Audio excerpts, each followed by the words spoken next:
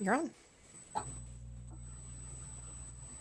Hi, Jane Bigelow here. I will be reading from Talisman, talking about animals, and I'm using this one because it has my favorite animal character of all my fiction, the donkey Imchi. That's a different animal in the background. I didn't know Shiraz was still in the room. Animals, or the lack of them, can say so much about fictional worlds, don't you think? Imchi is the gift of Cosinle, goddess of mirth, to the small-time gem thief Layla. She lives in Charansar, the edge of the wastes, in a world somewhat like our Silk Road. One day she breaks the first rule that her late and unlamented teacher taught her: never, never steal from a temple. But the emerald was so fine and so poorly guarded. Sarensat, god of order, is not pleased. Cosinle, goddess of mirth, is delighted that emerald properly belonged to her. The gratitude of the goddess of mirth can be a mixed blessing. She has such an original way of answering wishes, sending donkeys to someone living up steep stairs in an attic room, for example. Our friend Imchi isn't the only donkey, just the one that Layla keeps. It's well for her that she does. Here's his first appearance after Layla spent a night avoiding two spies one from Charansar and one from the priest of Saransat, who have been lurking in her part of town. One of them is the sourest-faced man she's ever seen. She's already been thinking about leaving town for any of three other towns, which is, of course, why she gets donkeys. The sky was beginning to pale with false dawn by the time I reached my own roof. Well, at least it made it easy to see there was no one at all in the street below. No window overlooks my room. That's one reason I rented it. I slid down into the room and curled up among my cushions, trying hard to think of nothing at all as I went to sleep. It was the whiffling that told me I was not alone when I finally wakened in the late afternoon. The previous donkey had brayed, but this one just wanted to eat my hair. Cosinle, you did this already, I complained. Actually, this donkey was half again as large as the first. It was also piebald. A dark spotch over one eye gave it a quizzical expression. I'd better get out of town before Cosinle worked her way up to camels. Gathering up my belongings didn't take long. My boy's clothes, my other set of woman's clothes, an oil lamp that I was fond of. I left the cooking pots, but took a bowl and a plate and my silver spoon. I stuffed my embroidery work into a corner of the bundle beside the cloud fleece. How could so little be so large? Two long sash pieces pulled back out of the bundle, tied it and my longest cushion to the donkey's back. He stood all this better than I'd expected. He only tried to kick me twice. Would any of the caravans old Parata had mentioned still be there? Surely at least one would. It had only been yesterday, after all. Isradon, oh, ye imps of sour water, not Isradon. Priests are knives, priests are knives. I really don't like knives. Oh, I won't deny I've used one when I must, but only when I must. With all the priests, priestesses, and scryers there are in Zakend, there must be someone who really does have some explanations for the whims of the divine. And if not, they weren't likely to mind one more divinely pestered resident. They might not even notice. Donkeys are nimbler than horses, but getting this one down to the courtyard required coaxing it downstairs just barely wide enough for its hooves. Its middle brushed the wall on one side and hung out into space on the other. Donkeys are also brighter than horses, and this one knew I was asking it to do things which no rational donkey should consider. My landladies heard us long before I got the beast downstairs. You slut, you wretched, miserable creature, leave our house immediately, was only the beginning of the scold. Most of the rest of it was incoherent. Rosalena, the elder sister, gave up on speech entirely and set after us with her broom. Nay, ladies, she must be mad. We must not harm a mad woman, cried their maid. Rosalena swatted at her with the broom. The lemon-faced man was waiting as I staggered out of their courtyard gate, dragging the donkey Imchi behind me.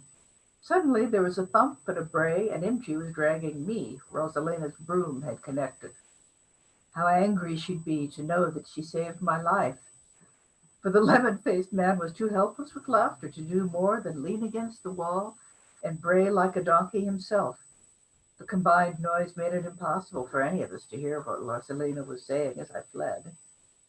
So, Lela gets the hell out of Charanzar. Time and distance both pass. There are adventures, of course.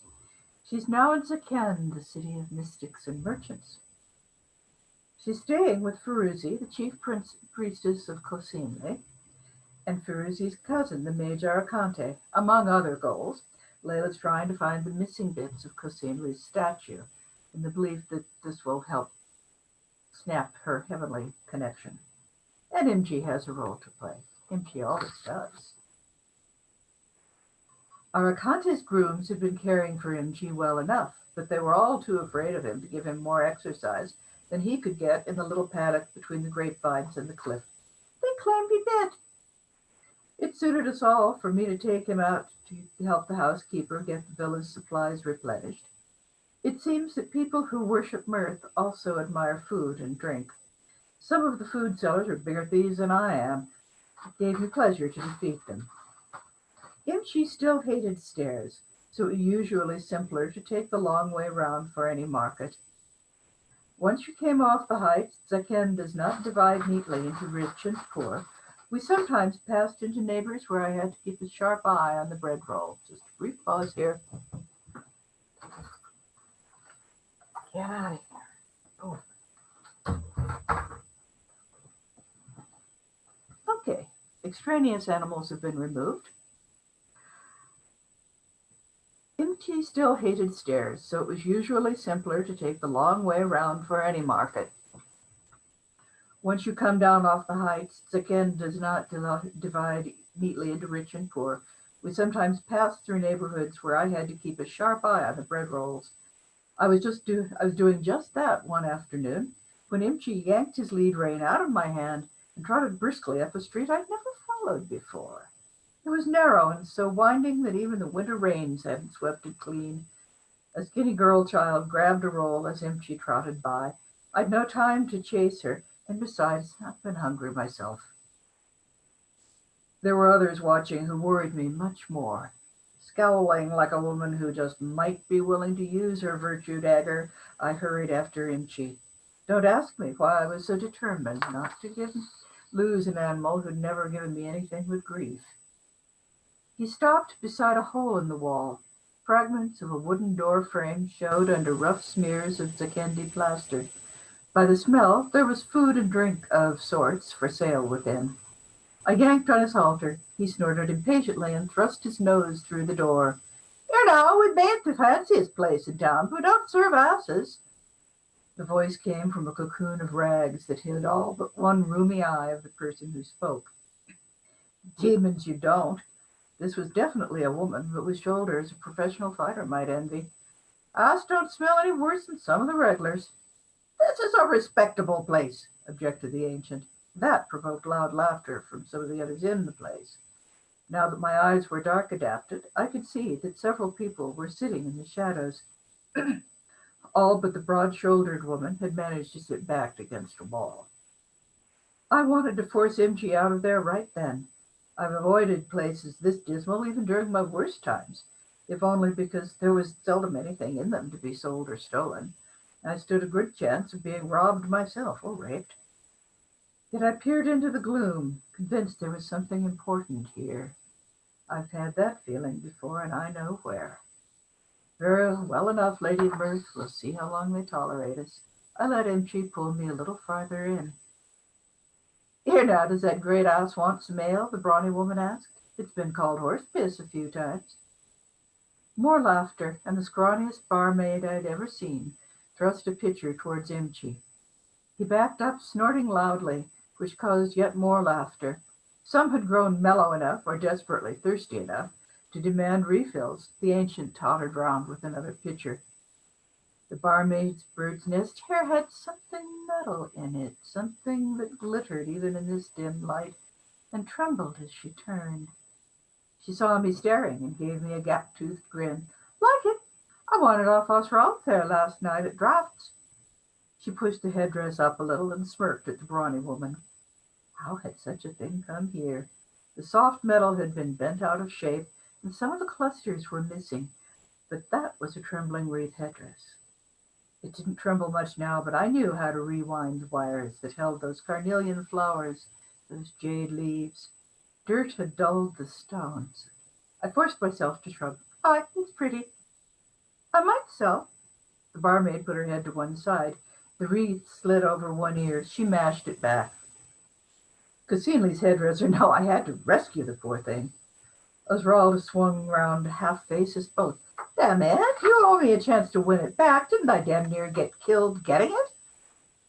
"Nay, you waited till they's both dead, killed each other, the soldier and the thief," croaked the ancient. "Sure you want it, missy? She took it off a dead man." The wrinkles distorted into a toothless grin. "Maybe not," I said thoughtfully. "Well, it made bargain point.